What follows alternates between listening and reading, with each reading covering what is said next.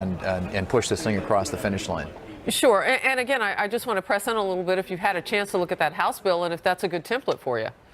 Well, I think that the House bill, and I'm familiar with some of it, not all of it, but it's got a lot of good ideas in there. Of course, it's coming out of the relevant committee in the House, which means it'll have a lot of, I think, support, and probably also, as it comes to the floor, something that will be seriously considered.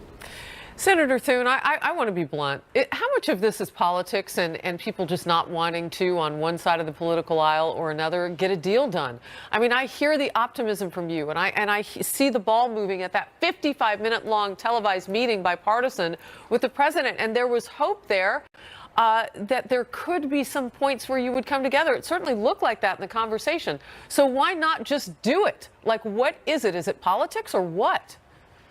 There's always, as you know, there's always politics around here. I think that most members of Congress, like most Americans, want to see a solution to this. But there are folks who like to take political advantage of this situation. And frankly, I will say, just with respect to the discussions in the Senate, that I would say most senators, Republican and Democrat, want to get this fixed. But there are some senators, Democrats in the leadership, who I think view this as a political opportunity, and I think see political advantage in sort of dragging this out. But in the end, for the good of the American people, for the good of the dreamers, and also for the good of making sure that we have a long-term solution in place that will secure the border, we need to get this done. The president looking toward you, Republicans, to get this done. He says that Americans can fall in love with Republicans on this issue if they can just solve it. What role do you want to see him play, the president? I think the president, we have to have a bill that he'll sign into law, and he says he's got confidence he'll sign whatever you put in front of him. Well, he said that on TV.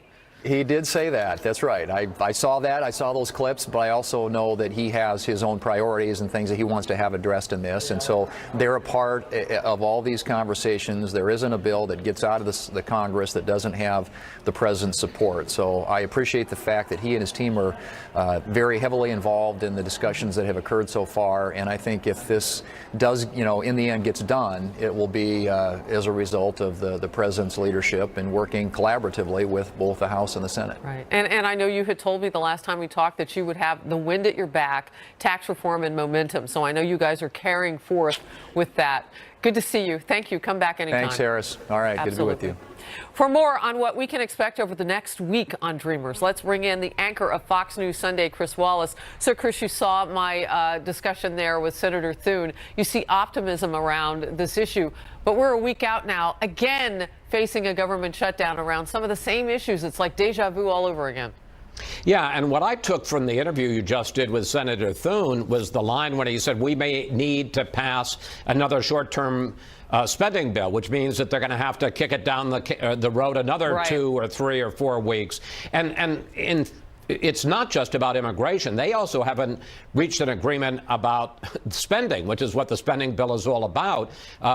Republicans want to have a sizable increase in military spending, and Democrats are saying, well, if you're going to bust the sequestration, the budget limits on spending for defense, you also need to do it for domestic spending. And until they get an agreement on that, you can forget about DACA, because if you don't have a deal on spending, you can't pass a spending bill, which means I think there's more than likely than not that for all the talk about a deadline next Friday, they'll end up kicking it down the road a couple of weeks. It touches every facet of the economy when you talk about immigration, illegal or legal.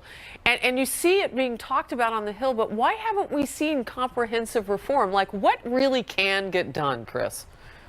Well, look, you did get comprehensive reform passed by Republicans and Democrats in the Senate, supermajority, 60 votes in 2013. This wasn't just about DACA. This was about all of the 11 million people living in this country illegally. The problem was that once it got to the House, it just died. And that's what you're seeing again, is that my guess is a pretty good chance for a compromise in the Senate, not nearly as good a chance of compromise in the House. And one of the reasons there is that you're getting pulled apart by both wings of the party, the left wing of the Democratic Party, which says, look, border enforcement sounds nice, but we really would like a clean DACA bill, just deal with the Dreamers. And if it's going to be border enforcement, we don't want anything on chain migration. We really don't want anything on the wall, and that would be unacceptable to them. And they're really pressuring the Democratic leadership. Conversely, you got a lot of Republican hardliners, conservative hardliners in the House who are saying, you know, DACA is another word for amnesty. These are people, who, whatever the reason, who came into this country illegally, and we don't want to give them legal status. So my guess is, as I say, that you could get a deal in the Senate. Much tougher to get it in the House. You know, as we look ahead to next Friday, and if they do end up kicking it, you know, the can down the road, where are we with the leverage and the momentum? That was the last point that I made with Senator Thune, and he had to go. We'll bring him back, but I do want to talk about that again.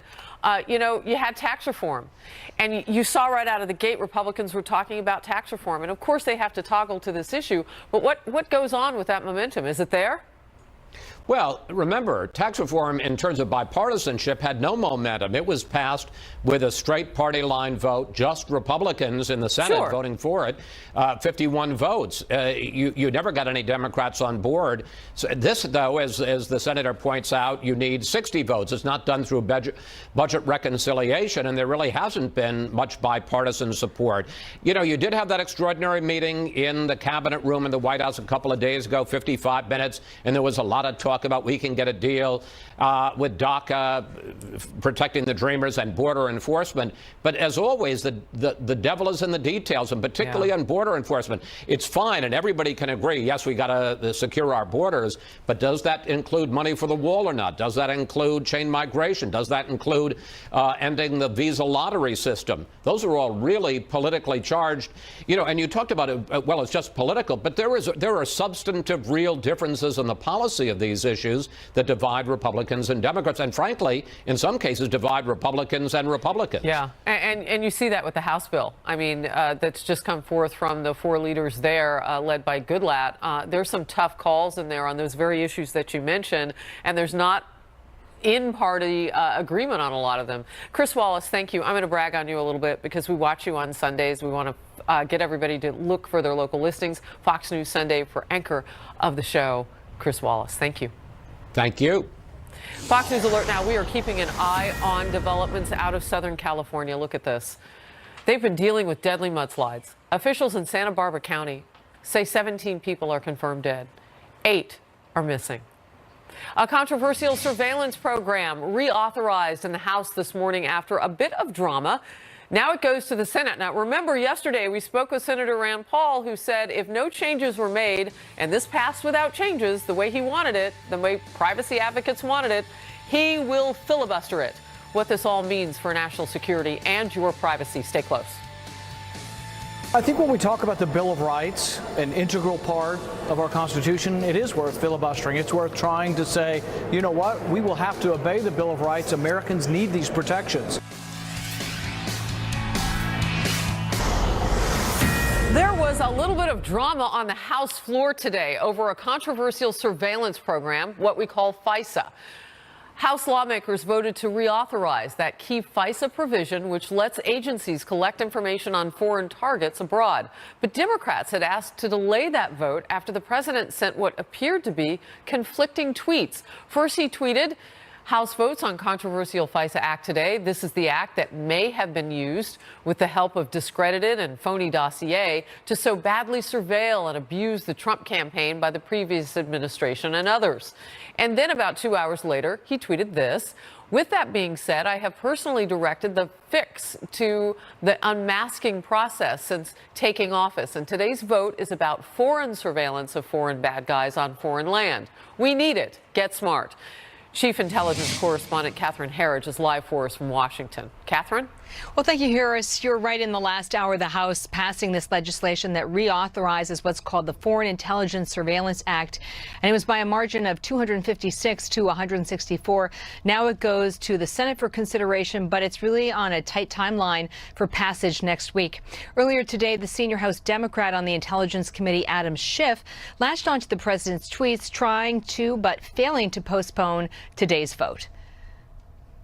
I think the better course would be for us to defer consideration, give us more time to address the issues that have been raised by the privacy community within my own caucus, but also within the administration about its inaccurate, conflicting, and confusing statements on the morning of debate. President's tweets took aim at this controversial program, which supporters say is a critical tool for intelligence gathering, and critics charge it really is open to abuse. So this program does acquire foreign intelligence information and minimizes the identities of Americans who show up in those records, so phone calls, emails, and text messages.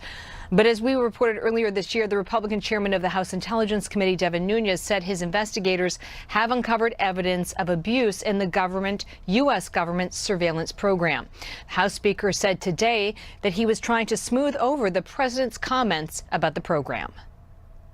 It's well known that he has concerns about the domestic FISA law. Title VII, which we're doing today, is foreign terrorists on foreign soil. He knows that, and he, I think, put out something that clarified that. And his administration's position has been really clear from the day one, which is 702 is really important.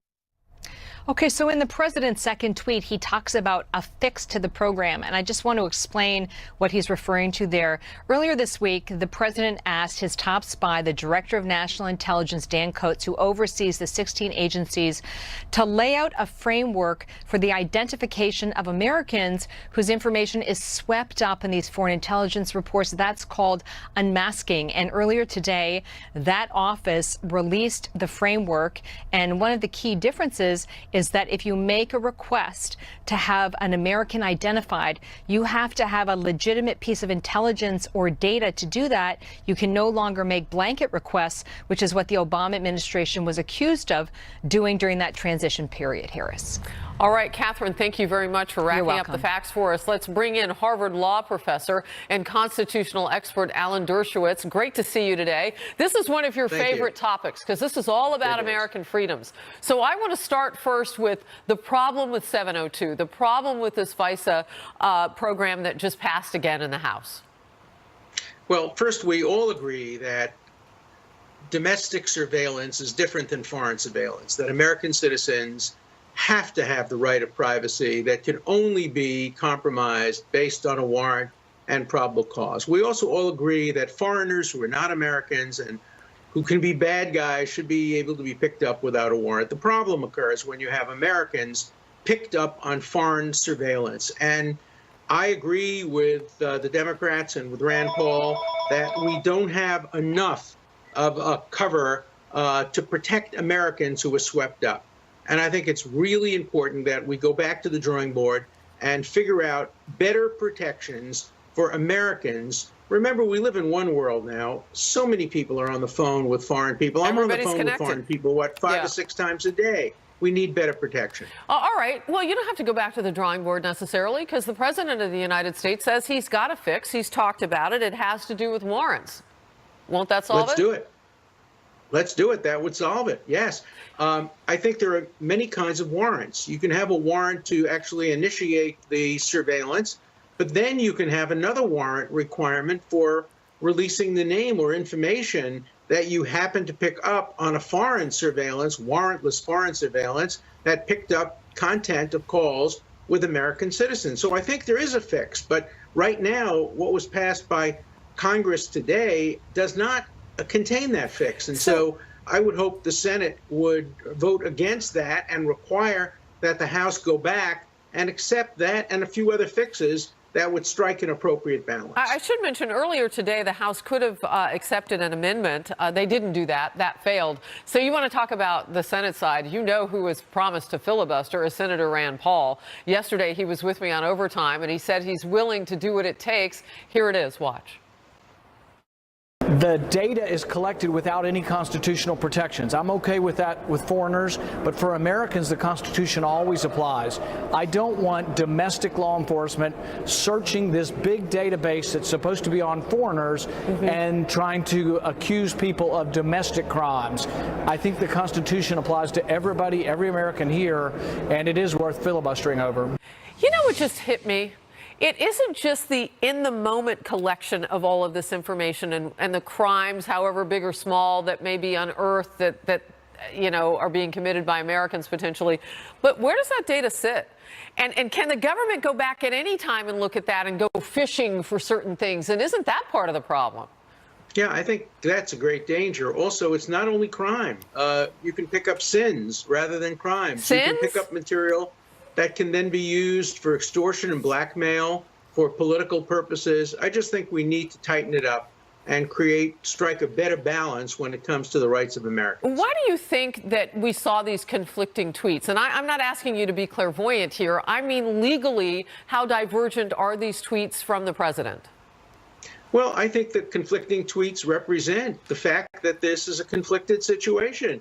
I think you can read both of the tweets and say, you're right, you're right. We do have to have foreign surveillance. We do have to pick up bad guys, but we have to make sure that it's not abused against Americans. Look, it's not so hard to get a warrant, particularly with FISA. It is a court that's appointed by the Chief Justice, and it contains usually people who are very concerned about national security. They tend to strike the balance generally in favor of the government. It's not hard to get a warrant. Why not put a warrant requirement in there anytime you want to disclose, reveal, or have access to any words spoken by an American to a foreigner that was picked up without a warrant? That makes sense. Real quickly before I let you go, the president feels strongly that this is what happened with conversations that were being recorded with foreign people at Trump Tower. Your thoughts? Well, the president is somebody who takes matters very personally, and he bases a lot of his policies on personal experience. And he has personally experienced this potential abuse. So I understand his concern, but I think his concern should be everybody's concern. This should not be a partisan issue. Every American, Republican, Democrat, liberal, conservative, should be concerned about striking the appropriate balance between terrorism, preventing people from trying to hurt us, and protecting the privacy of Americans. It's not an easy balance to strike. We've been trying to do it since eavesdropping first occurred during the time of the revolution. And with now modern technology, it's become even harder. But I think we have to do a better job of striking that balance. Let me tell you how serious it's going to be on the Senate side. I'm reading now that if this filibuster happens from Senator Rand Paul on the Senate side, it could push up against the negotiating and the deal making that runs into next Friday to keep the government open. So we'll watch this closely. Alan Dershowitz, thank you very much. We appreciate your expertise. Thank you. President Trump is facing some high-stakes decisions now on whether to recertify the Iran nuclear deal and continue to waive sanctions against the regime. What will he do? And the president is touting talks between North and South Korea. Yeah, that's going on. As the U.S. Air Force deploys 3 B-2 stealth bombers to the region in a message to North Korea. Ambassador John Bolton will join us next. Stay close. Fox News Alert, and we are waiting for what President Trump will do about some big decisions on the Iran nuclear deal. In the coming days, he must decide whether to recertify that agreement and whether to continue waiving sanctions. The Washington Post reports the president is expected to keep sanctions relief in place, but may add new ones linked to human rights and other issues not directly connected to the nuclear deal. Secretary of State Rex Tillerson hinted that a decision on sanctions could come as early as today. Mr. Secretary, should the president continue waiving JCPOA sanctions over this week? Well, he's going to get to make that decision this afternoon. We have a session with him scheduled over at the Oval today. Let's get more from Ambassador John Bolton, former U.S. ambassador to the United Nations, senior fellow at the American Enterprise Institute, and a Fox News contributor. Always great to see you, Ambassador. 2 questions, and they're kind of separate. What will the president do in your estimation? And then what do you wish he would do? Right. Well, I don't know what he will do. I'm not going to be in this meeting this afternoon, but what I would recommend to him if I were there is to get out of the deal completely. To abrogate it, to withdraw the United States, to bring back all of the sanctions which have been suspended as a consequence of the deal. It was never in America's strategic interest. It was always intended to benefit Iran, and it has substantially.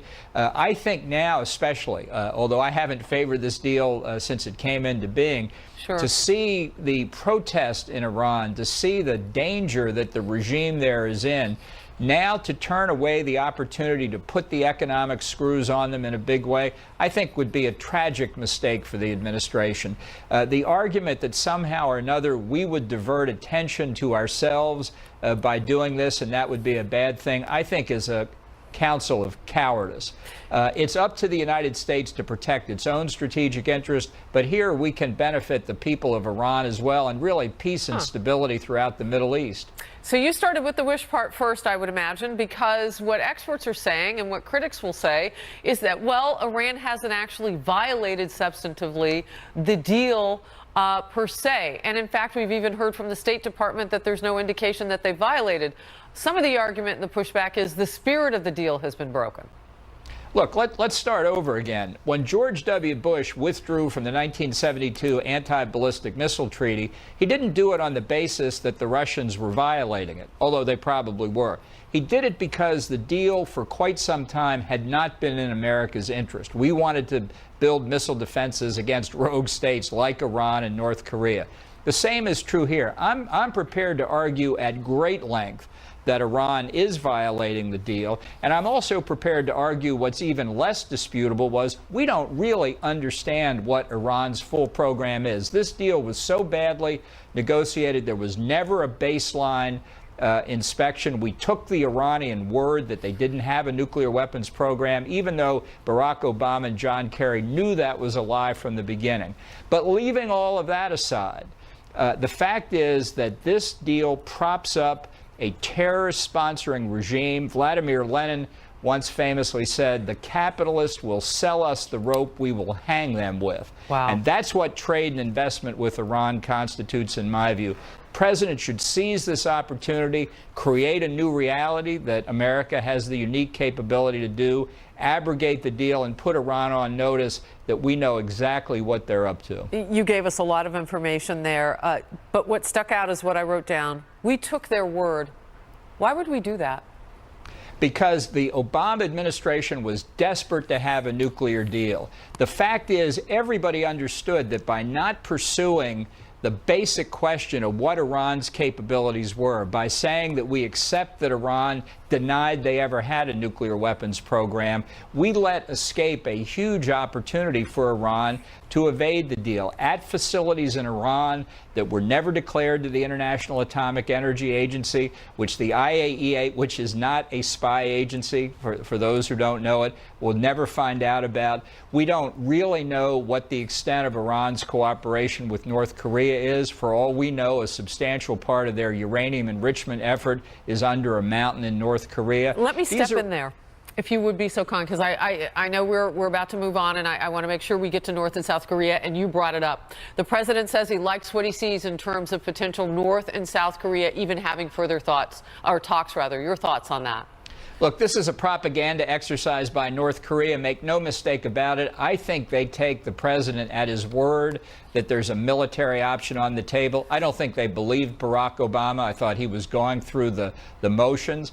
But I think the North has responded in the way they often do, with a propaganda offensive to try and divert attention from their continued work on ballistic missiles and nuclear weapons. Now people are talking about the Olympics and the two teams marching together. This is not going to affect the reality of the nuclear weapons program. I think what may affect that reality was the decision or the reporting that several B-2 bombers have been redeployed from the United States toward Guam. That's the kind of message they understand in North Korea and that they understand in Beijing, I hope. Ambassador John Bolton, thank you so much. Appreciate your time. Thank you, Harris. A major sweep targeting undocumented workers. ICE agents raided nearly 100 7-Eleven stores across the nation ahead the message the Trump administration is sending. Stay close. This is all about removing a magnet that entices for the illegal entry. The employers need to be held accountable. They need to pay their taxes. There's a right and wrong way to hire workers, and they got to do it the right way.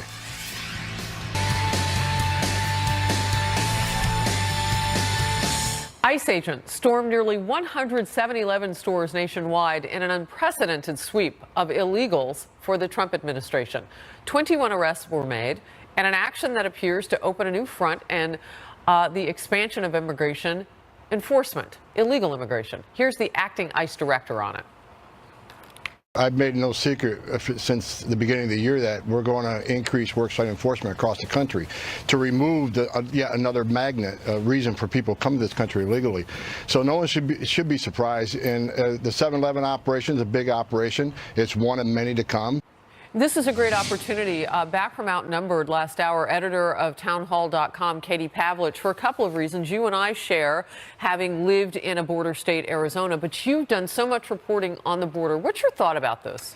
Well, I know that the criticism is that this is heartless, that it looks terrible to have ICE agents going into private businesses in the dark of night in these raids. But if you look at it from the administration's perspective and the Justice Department's perspective, they want to apply immigration law equally across the board, whether that means targeting employers who are illegally hiring people who are not in the country under the documents that they need to have, or whether it's people crossing the border and needing to be deported. The other thing, too, we need to keep in mind here is when you have states like California saying we're going to be a sanctuary state, which means they're protecting people with criminal records, illegal aliens with violent criminal records, they really don't have a choice but to go into these places because the local law enforcement is not cooperating with them to do it in a more, open and honest way. Well, and look, the first crime was being here illegally. Right. I always take such heat on Twitter when I say that. But it's true. But it's true. It's true. And then there might be other crimes. And what you're saying is because of the magnet of some of these sanctuary jurisdictions, those people might try to get some jobs too. But the optics of 7-Eleven, you say, rub some people wrong. Yeah, it's or any business. Right. I mean, it doesn't look, like the greatest thing in the world for federal agents to be going into a business. But the fact is, because of the arrests that were made, the Justice Department clearly had intelligence. ICE had intelligence that this line of convenience stores was hiring people illegally. And this isn't just going to apply to 7-Eleven. They're going to look at a bunch of other different industries as well, because it comes down to we can't enforce illegal immigration laws on one end of the spectrum and not do it for the other end as well. Would you open up your reporter's notebook for me, Katie, and tell me what employers have told you along those border areas? Well, they find it very difficult to find people to replace the jobs that they need. Construction sites seem to have a difficult time. On the other hand, business owners as well will admit that they don't want to pay a premium to have workers. And when you're hiring illegal immigrants to do the work, you can pay them in cash, you can pay them under the table. But the larger issue is this. The legal immigration system in this country is also very broken. We spend all of our energy and oxygen talking about DACA and making sure we have comprehensive illegal immigration reform. But the fact is that there is a long line to get into this country legally, to do the right thing, and to be able to do those jobs that some claim American citizens won't do. So it's up to the employers to pay people a fair wage and not to underhand and treat these illegal immigrants as a second class of citizens. But it's also up to the federal government to make sure it's easier to come here as a legal citizen to do it the right way. Interesting. Katie Pavlich, thank you very much. We appreciate it. President Trump is declining to comment, or commit to, I should say, to a meeting with special counsel Robert Mueller's team as part of its Russia investigation. But could an interview finally put that probe to bed? Or would it provide some optics the administration